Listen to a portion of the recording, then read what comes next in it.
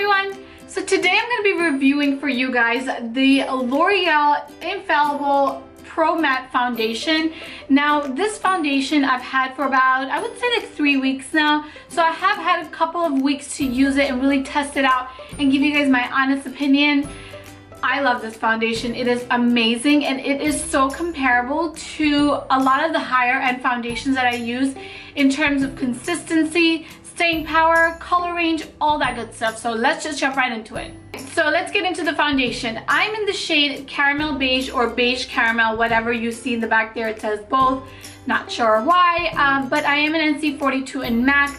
The foundation actually comes in about, I want to say like 12 to 15 shades, and it does range around $12 to $15, but you can always use coupons and buy one get one half off and all that stuff.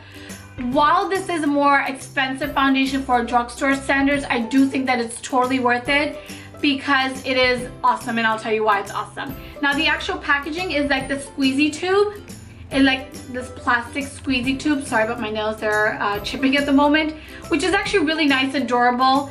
And it does have like a pump like this, so you basically will just, sorry my camera is getting out of focus, you'll just squeeze the product out like that. So that I actually really like about the foundation.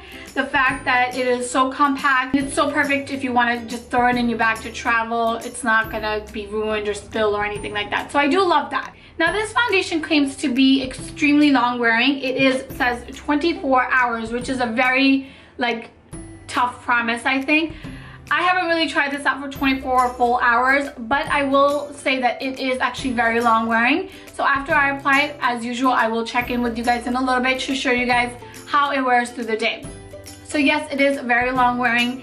It is very thick, but it's not like thick to the point where you can't even like move the foundation on your face. Yes, it's thick, but it's very workable on your face. It's ideal to use it with like a really dense brush like this. This is the Real Technique sculpting brush, or like a beauty blender, just so it can soak up any excess product. I actually just love to use it with this brush. I think it applies it beautifully. Alright, so now let's move on to the actual application of the product. I just want to show you guys how much I took out. It's not very much at all, camera focus. And you guys see how thick the foundation actually is. It's not moving at all from my, my hand. So a little bit does go a long way, and it is very thick. So just a little FYI for you guys. The best way I found that it works for me is if I just put it on all over my face and then just blend it through.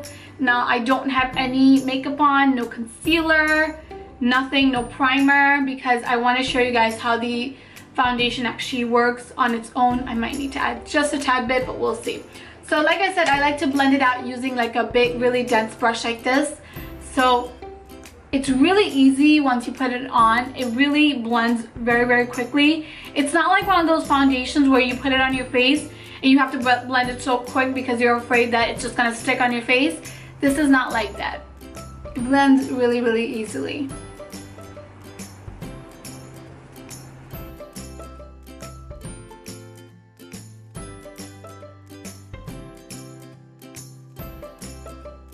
Alright guys, so the foundation is done on my face. I did go ahead and add a little bit of this Wet n Wild Natural Blend like lip shimmer thing in the shade 106.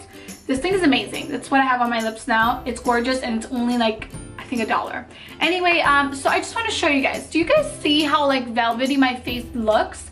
Yes, it is matte, but there's like a velvety finish. I don't know if you guys can see that, but I certainly see it in camera, and it's just like a really pretty finish. I don't really have a foundation that gives me that finish, so I love this. Alright guys, so the whole face is done. I did add some bronzer and blush, but nothing else, because I don't want to like alter like the performance of this foundation. Now I did take a flash, and you guys, this was my first time trying this foundation and like actually taking a picture with a flash, and it does not flash back. It's like the tiniest bit. It doesn't even count. I will insert some pictures so you guys can see for yourself. So I love this foundation even more, knowing that you can wear it for like an event and not get any flashback, at least in my experience. If you are going to be wearing this for an event, I do recommend doing a flashback test with your own camera, because every camera is different and everyone's experience is different. But from my experience, no flashback. Alright, so it is now 3:17. My camera focus is 3:18. I will be back throughout the day, probably like towards the end of the night. I don't think I can film throughout the day. probably around like 10 I would think, or 11.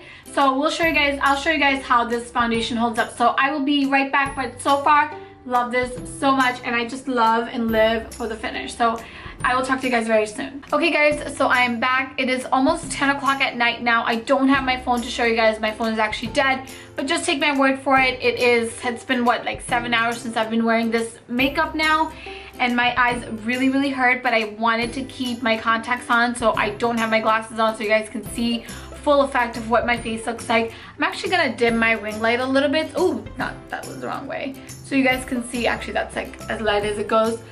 But the makeup has held up. The foundation definitely is still very much so there. I did not wear any concealer, otherwise it would have been definitely a lot more, you know, like brightened under my eye. My blush has kind of come off, especially on this side, but I don't think that has anything to really do with the foundation. My foundation is still on. I know you guys can't probably tell on camera, but I can tell in person that I did get a little bit oily, like in my T-zone, which you guys know I never get oily, but today it's been like rainy and it's humid. So I did get oily. That's something to keep in mind, that you might need to kind of refresh this foundation with maybe like a blotting powder or a powder in general throughout the day, but not really either, because my makeup is still very much in place. So I am very impressed. I do recommend this foundation, mostly for girls. It would be helpful if I got the foundation. I think this is actually really suitable for girls that have like medium or combination to oily skin, but that doesn't mean if you have dry skin you can't wear it, because I'm a perfect example of someone with severely dry skin that rocks this foundation. So I hope you guys found that helpful. Be sure to check out my blog in the description box below, as well as my Twitter. I have been updating that so much, and my Instagram and all my other social media. All the links will be in the down bar, and I will talk to you guys very soon. Bye guys!